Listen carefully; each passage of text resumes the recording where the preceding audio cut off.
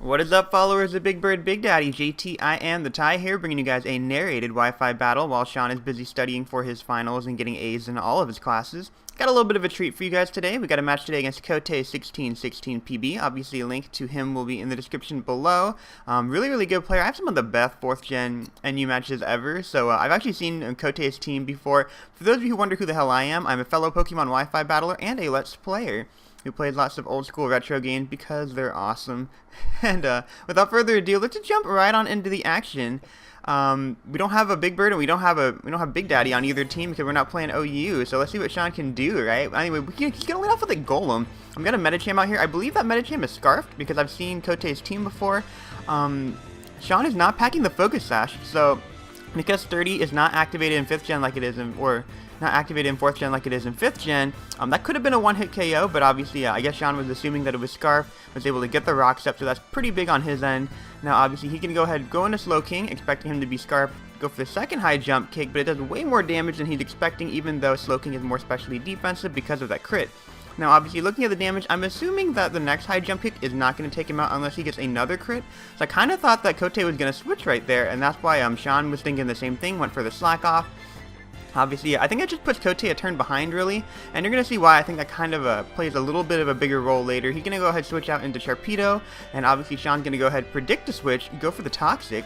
Obviously catches the Sharpedo, so that's going to be 1 turn of Toxic damage. Obviously at this point, I think Sean's running a little bit more of a defensive team, so he doesn't want to lose the Slowking this early, and it turns out that Slowking causes Cote's team a lot of trouble, because I think Sharpedo is basically the only guy that can actually handle Slowking well. Though he's not going to play games, he's going to go straight for the crunch. In comes a Hitmonchan, and that's really scary, because if you think about it, if he would have went for the Waterfall, predicting a switch, and then followed it with an Aqua Jet, that'd be a dead Hitmonchan, and he'd still have a Sharpedo alive and kicking.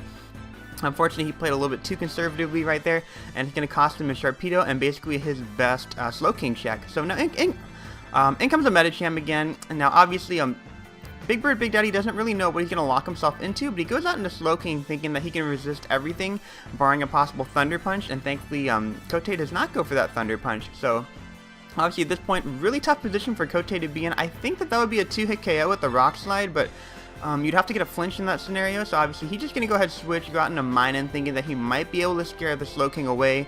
Unfortunately from BigBirdBigDaddy's end, he has to be thinking that the Minun is a little bit more, is a special attacker. He's also a special wall, so he's good for at least 1 Thunderbolt, regardless of whether he's Life Orb or not. Now looking at the damage, kind of thinking that he might be Focus Sashed or something along those lines, so obviously at that point not going to be a 2-hit KO, and this puts Cote in a really tough spot, because obviously at this point really not a whole lot he can do. He has to do as much damage to the Slowking as possible, because Slowking is a really big problem for his team. So he can go ahead and go for the second T-Bolt, fire out his Minun, and he basically had to sack 2 guys in order to get Slowking within a range where he can actually revenge kill him with something. So that's pretty big. Obviously at this point he's going to go into Medicham, thinking that he can probably take him out with a high jump kick, even if the hit is resisted. But obviously, BigBirdBigDaddy is thinking that he might want to save the Slowking, because Cote is going to such great lengths to try to take him out. So goes into Golem as a fodder. Maybe he locked himself into Rock Slide in that scenario, but that did not happen. Obviously, because he's locked into high jump kick, he goes into a resist. He goes into a Vileplume, which is really nice, and he's gonna have to predict a switch. Obviously, Cote has to switch right there, so he goes into P2.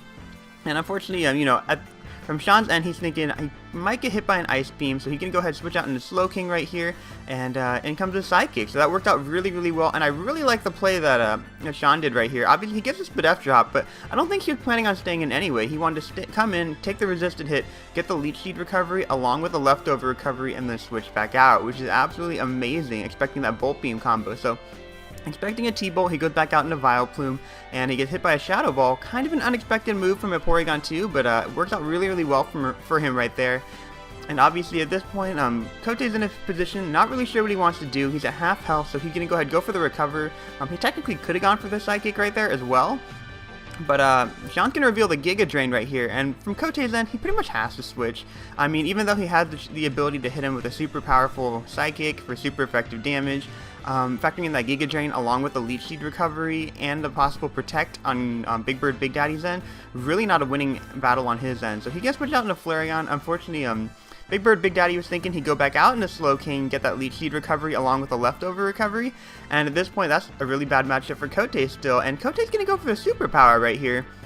Really curious move. I don't know what he's trying to hit right there, but obviously the attack and the defense drop.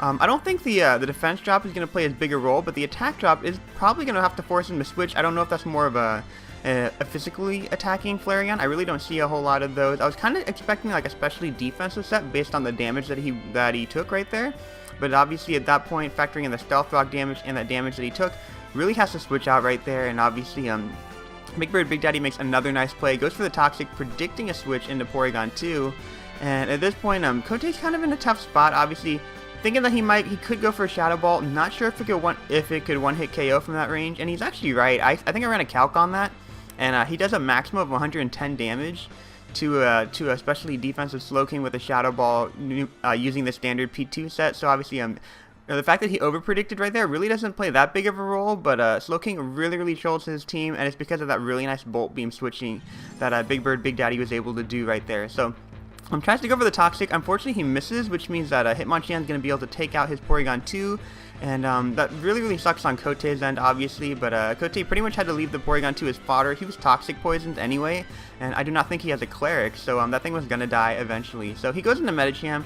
Really unfortunate because he has to lock himself into High Jump Kick now, and that does mean that Vileplume can come in and kind of troll him. So at this point, obviously, BigBirdBigDaddy is probably just going to go for the Leech Seed, predicting a switch again. In comes the Flareon, and apparently he was expecting Cote to possibly stay in and go for the High Jump Kick again, so he actually went for the Protect right there, which would have been great. He would have crashed and burned, but obviously he switches out into Slowking right there, and Cote gets off the Wish. And now this is pretty interesting because I think that especially defensive Flareon does a very good job of Toxic poisoning and walling bulky waters like Slowking very well. So this is actually not a bad position for Cote to be in. He'd be in an even better position if he had a spinner. That way he could get the rocks up off the field, because then Flareon would be pretty much at full health right now, and then he definitely could take a serve, could get the Toxic off on him, and then get the ball rolling basically, and then stall out the Slowking that way. That'd be really cool. But unfortunately for him, he goes for the Superpower again. I really don't know what he's locking himself into, or why he would he go for the Superpower right there, considering there's a Vileplume and a Slowking on his team.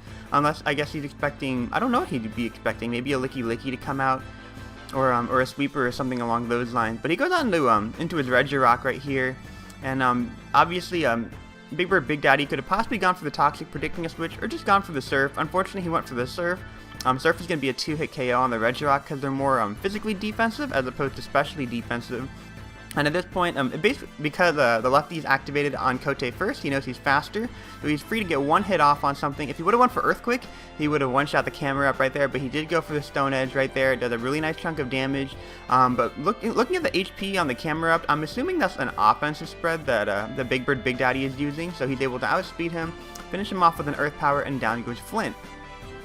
So now we're sitting here. I think Cote is down to his last two guys. He got a Medicham out here. Obviously, I think Sean has 4 guys left. Now he's down to 3 guys because he's going to leave his camera up in his fodder, not knowing what Medicham's going to lock himself into.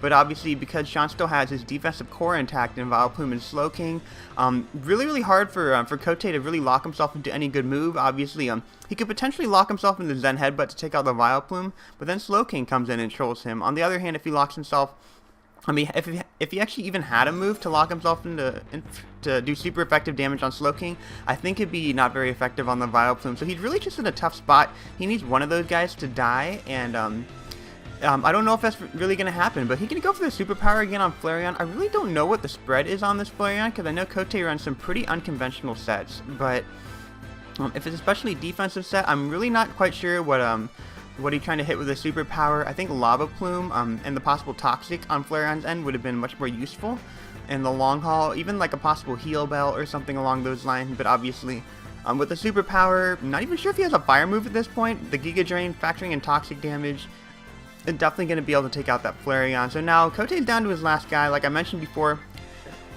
in a little bit of a conundrum, because obviously there's only I think there's BigBirdBigDaddy has 3 guys left, so Cote's really not sure what he can lock himself into, but he chooses to go for the Zen Headbutt, knowing that it's the safe one-hit KO on the Vileplume at that point. And obviously BigBirdBigDaddy is going to leave his Vileplume in his fodder. If he locks himself in his Zen Headbutt, great, Slowking can come in and troll him, but he's going to reveal his last guy. He's going to go into Guillotine, his Scarf Pinsir, because he's going to outspeed him, hit him with an X-Scissor, surprisingly not take him out. He's going to get hit by a Zen Headbutt. Really worried here that it might be a critical hit because that would take him out, but because Pincer has such nice natural regular physical defense, he's able to take that hit and then finish him off with the next X Scissor. So that's going to be the game, but that's a 2-0. Excellent game on both sides. I thought, Big Bird Big Daddy, such a good switch right there on the Bolt Beam combo. I really like that.